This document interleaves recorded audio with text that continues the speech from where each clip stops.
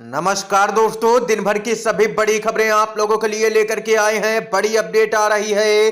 विपक्ष का राज्यसभा में जोरदार तरीके से हंगामा मचा हड़कंप। जी हां दोस्तों, जेपीसी की रिपोर्ट पेश होते ही जोरदार तरीके से विपक्षी सांसदों ने हंगामा करना शुरू कर दिया।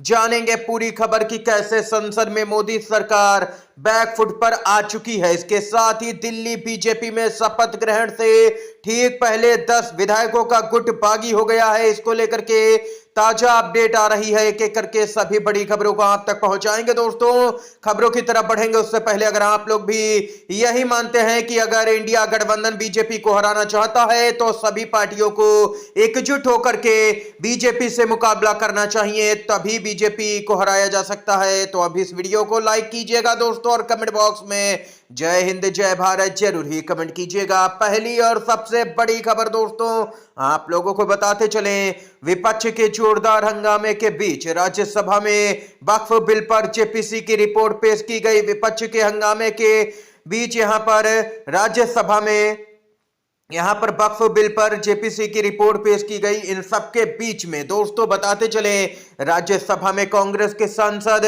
मल्लिकार्जुन खड़गे ने कहा वक्फ पर जेपीसी की रिपोर्ट फर्जी है, इसे हम नहीं मानते हैं। राज्यसभा में हंगामे के बाद कार्रवाई एक बार फिर से शुरू हुई। वक्फ पर जेपीसी की रिपोर्ट पेश होने पर विपक्ष के सांसदों ने जोरदार तरीके से मोदी सरकार के खिलाफ में नारेबाजी की है। बताते चलें, वक्फ बिल पर जेपीसी की रिपोर्ट पर सपा की सांसद डिंपल यादव ने कहा कि हम इस बिल का विरोध करते हैं, पूरा विपक्ष एक साथ है, सत्ता पक्ष के भी कुछ गुट इस मुद्दे पर हमारे साथ हो सकते हैं। दोस्तों, यहां पर डिंपल यादव ने एनडीए के अंदर फूट की बात कही है और कहा है कि सत्ता पक्ष यानी कि एनडीए गठबंधन में भी फूट है इस मुद्दे पर, यानी कि नीतीश कुमार और चंद्रबाबू नायडू भी खेला करने की तैयारी में। वक्फ बिल पर कांग्रेस बोली अल्पसंख्यकों को दिए अधिकारियों पर ये कुठाराघात है, अधिकारों पर अपना एजेंडा चलाने के लिए इसे ला रही है मोदी सरकार। कांग्रेस के सांसद इमरान मसूद ने कहा कि वक्फ विधेयक अब पेश किया जा रहा है, यह संविधान में हमें दिए गए अधिकारों पर जोरदार हमला है। वक्फ विधेयक अल्पसंख्यकों के अधिकारों को दबाने का एक उदाहरण है। वे देश में अल्पसंख्यकों को निशाना बना करके अपना एजेंडा चलाना चाहते हैं, ये यहां पर कहना है दोस्तों कांग्रेस के सांसद इमरान मसूद का। कुल मिलाकर के यहां पर अपडेट आई है, वक्फ बिल पर रिपोर्ट पेश होते ही संसद में जोरदार तरीके से हंगामा देखने को मिला है दोस्तों।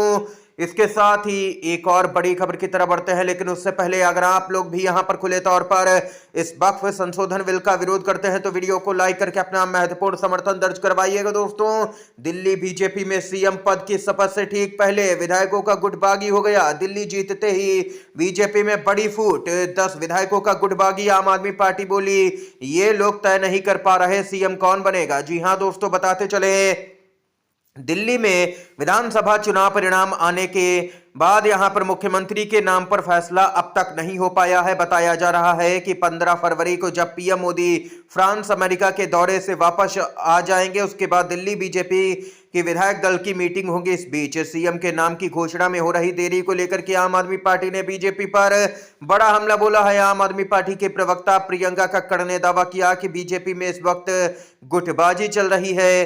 प्रियंका कक्कड़ ने कहा कि बीजेपी में 10-10 विधायकोों के गुट बन गए हैं, बीजेपी के अंदर लड़ाई शुरू हो गई है। यही वजह है कि बीजेपी के लोग मुख्यमंत्री का नाम नहीं तय कर पा रहे हैं। भाजपा की इस आपसी लड़ाई का नुकसान दिल्ली के लोगों को झेलना पड़ रहा है, ये यहां पर आम आदमी पार्टी का दोस्तों कहना है। इसके साथ ही एक और बड़ी खबर आप लोगों को बताते चले दोस्तों, ताजा खबर आ रही है, पीएम मोदी की डिग्री को लेकर के विवाद अब यहां पर बढ़ गया है। पीएम मोदी की डिग्री विवाद पर हाई कोर्ट में हुई सुनवाई, मचा हड़कंप। पीएम मोदी की डिग्री का विवाद एक बार फिर से लौट आया है। दिल्ली हाई कोर्ट में इस पर सुनवाई हुई। आरटीआई एक्टिविस्ट नीरज शर्मा ने दिल्ली यूनिवर्सिटी यानी कि डीयू से 1978 का रिकॉर्ड मांगा है, जो कि नहीं उपलब्ध करवाया जा रहा है। मोदी ने 1978 में ही डीयू से ग्रेजुएट किया था, ऐसा दावा किया जाता है। यह विवाद लंबे समय से जारी है। इस बारे में जो तथ्य सार्वजनिक है वे कई कई जगह विरोधाभासी हैं। दिल्ली हाई कोर्ट ने आरटीआई एक्टिविस्ट से सवाल किया कि क्या प्रधानमंत्री नरेंद्र मोदी सहित 1978 में डीयू से ग्रेजुएट करने वाले छात्रों के रिकॉर्ड के लिए उनके अनुरोध से कोई सार्वजनिक हित पूरा होगा।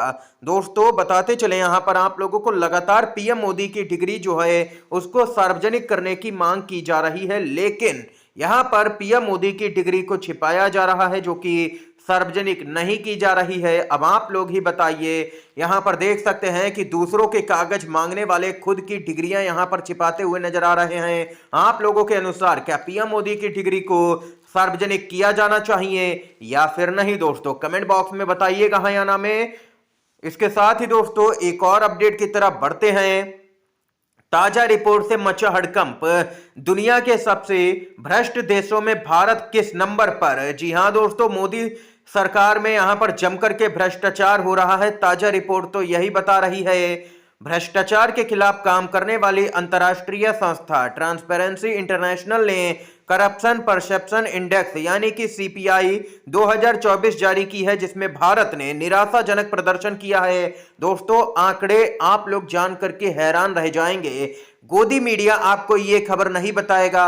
क्यों नहीं बताएगा? क्योंकि इससे सरकार की पोल खुलती है और सरकार की पोल ना खुले इसी में तो गोदी मीडिया लगा रहता है। 180 देशों की लिस्ट में भारत 96वें नंबर पर रहा है, जो कि पिछले 10 सालों में भारत की सबसे खराब रैंकिंग है। 2023 में भारत की रैंकिंग 93 थी, यानी कि नए इंडेक्स में भारत की रैंकिंग में 3 पायदान की गिरावट आई है, यानी कि भ्रष्टाचार और भी बढ़ा है। ये 10 सालों का दोस्तों यहां पर सबसे निचला स्तर है, यानी कि 10 सालों में सबसे उच्चतम स्तर पर देश के अंदर भ्रष्टाचार यहां पर नजर आ रहा है। बताते चलें 2014 में जहां भारत 85वें स्थान पर था, 10 सालों में मोदी सरकार की कड़ी मेहनत के बाद में भारत 11 पायदान गिर करके 96वें स्थान पर आ गया है। भारत में भ्रष्टाचार बढ़ा है, ये यहां पर दोस्तों रिपोर्ट सामने निकल के आई है। ये अपडेट है दोस्तों। आप लोग इस रिपोर्ट से अगर सहमत हैं तो वीडियो को लाइक करके अपना महत्वपूर्ण समर्थन जरूर ही दर्ज करवाइएगा दोस्तों। इसके साथ ही जो अगली खबर है बताते चलें। दिल्ली में बना आरएसएस का नया मुख्यालय, मचा हड़कंप। 150 करोड़ की लागत का बताया जा रहा है। 300 प्लस कमरे हैं। मंदिर, लाइब्रेरी, अस्पताल, ऑडिटोरियम 3.5 एकड़ में फैला हुआ है आरएसएस का नया मुख्यालय। दोस्तों आरएसएस का मुख्यालय और बीजेपी के हेडक्वार्टर देखने ही लायक हैं। बीजेपी जगह जगह पर जिलों जिलों में यहां पर एक के बाद एक नए नए ऑफिस बनवाती जा रही है। ये सब कुछ उसी देश में हो रहा है जिस देश में 80 करोड़ जनता यहां पर राशन पर ही डिपेंड है। दोस्तों बिना रजिस्ट्रेशन वाली संस्था को 150 करोड़ की लागत से 3.5 एकड़ में मुख्यालय बनाने के लिए फंडिंग कहां से मिली? सोशल मीडिया पर लोग ये सवाल पूछ रहे हैं। क्या आईटी और ईडी ने कभी यह जांच की कि आरएसएस के पास इतनी बड़ी संपत्ति के आखिर स्रोत क्या है? सवाल ये भी खड़ा हो रहा है। कांग्रेस के नेता श्रीनिवास बीबी ने कहा कि सुना है दिल्ली में आरएसएस ने भी अपना शीश महल बना लिया है। दोस्तों शीश महल का मुद्दा दिल्ली के चुनाव में खूब बना, लेकिन यहां पर खुद ही देखिए कि शीश महल का मुद्दा उठाने वाले खुद ही एक के बाद एक शीश महल बनवा रहे, राजमहल बनवा रहे। जब नया दोस्तों यहां पर एक के बाद एक देख सकते हैं कि शीश महल बनते हुए नजर आ रहे हैं। यहां पर आप लोगों की क्या कुछ राय है इस पूरी अपडेट पर बताइएगा दोस्तों। इस समय की तमाम बड़ी खबरें, मुख्य समाचार हमने आप तक पहुंचाए। दोस्तों वीडियो अगर आप लोगों को पसंद आया हो तो लाइक कीजिएगा, इन खबरों को शेयर कीजिएगा अपने दोस्तों में, और चैनल पर अगर आप लोग नए हैं तो चैनल को जरूर ही सब्सक्राइब कीजिएगा। वीडियो देखने के लिए दोस्तों आप सभी का बहुत बहुत धन्यवाद। जय हिंद, जय भारत।